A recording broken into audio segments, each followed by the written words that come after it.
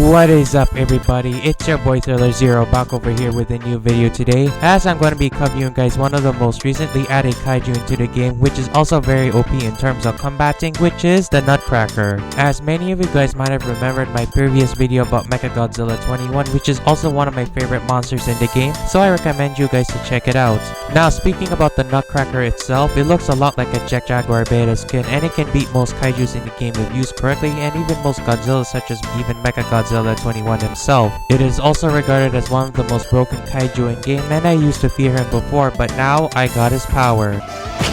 And how do you need to obtain this thing is through the limited 2022 Christmas event, where you need to collect all 5 bells from each gift dropped by Heisei Claus. As the Nutcracker shouldn't be hard to learn, as he mostly relies on melee attacks, and today I'm going to be teaching you how to easily learn and master all about them and how to use them. So just before we can get into today's video, a major 87% of you guys that are watching this video aren't subscribed yet, and so if you are new here, make sure you smash that subscribe button with the notification bells turned on so you won't miss an episode from me. And could we reach 1k subscribers before the end of the year? And now let's dive into today's video. Now speaking about how I build this thing using skill points, for some reasons I have him at max health due to him having less health to make it much more tankier, and 5 regen points for quickly regenerating energy in combat, and 5 skill points for damage. However, you don't always need to copy this build, as you can make your very own build, and now let's get into how to use it for combat.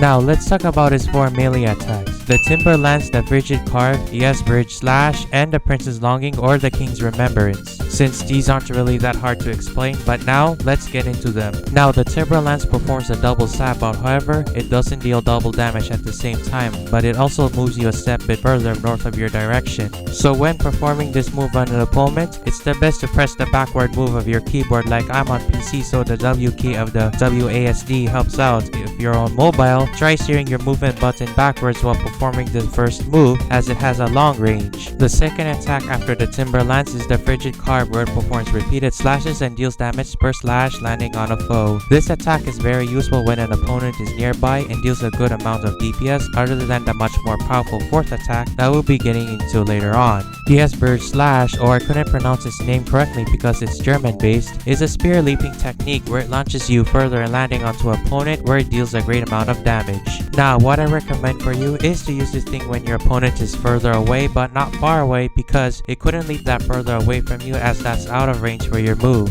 However, don't use it when your foe is right in front of you, because he or she can take advantage of your time not being able to attack due to yourself performing the leaping slash, but however, you can still land the move on them nevertheless. The fourth final attack is the most strongest of them all, and it's the Prince's Longing, aka the King's Remembrance. When you use your spear to perform a whirlwind on you, dealing much more DPS than the second attack, as it's similar to a pulse attack. Use this attack when your opponent is right next to you, or if your second attack is on cooldown or after landing a spear landing an attack on them, since it's the best time to use it, because that way your opponent will lose a lot of health upon contacting your pulsing attack. And at the end of the attack, where it creates a shockwave where it has a much further range and it deals more damage than the default standard damage for the Longing. And finally, it adds up 3 points to your Protector's Zeal bar, as I will get into that soon with the V-Drum ability called the Pompous Concerto. Or is it just me having a hard time pronouncing German names? Now the fifth attack or the utility ability is called the Pompous Concerto. Now with the drums being deployed, it creates a disc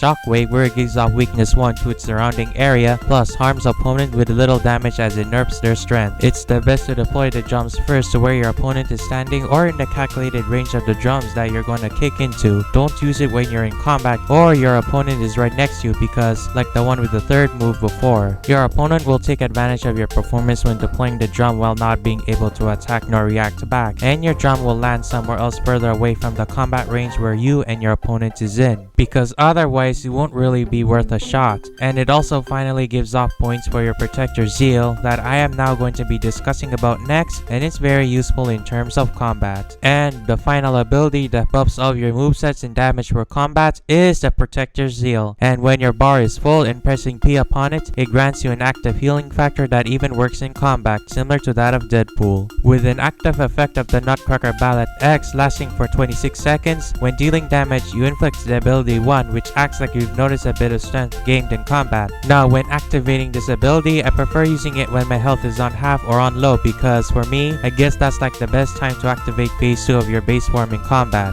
But don't try to activate it when you're extremely low and your opponent is right in front of you because it may not be quick enough to regenerate enough health to save you from the massive damage you've been taking hits from your opponent, because that has happened to me before and it's not really the right time to activate Zeal mode, as it's a bit off the line as what I've said about. But you can still activate it even though you're already at full health because it's like going Super Saiyan mode for you. However, it still has some flaws and disadvantages about it, like not having full abilities to counter flying kaiju such as King Ghidorah or Rodan, or such as having a beam attack, going up against tanky kaijus like Godzilla Ultima, but you can still beat them if used correctly in PvP, and not being effective enough for underwater combat since you can only use the second move underwater, and I really wish you can also use the first move as well. Now, before we take a look at the gameplay and how I use this thing in combat, let's view the list of combos I've mostly shown on screen and enjoy the gameplay.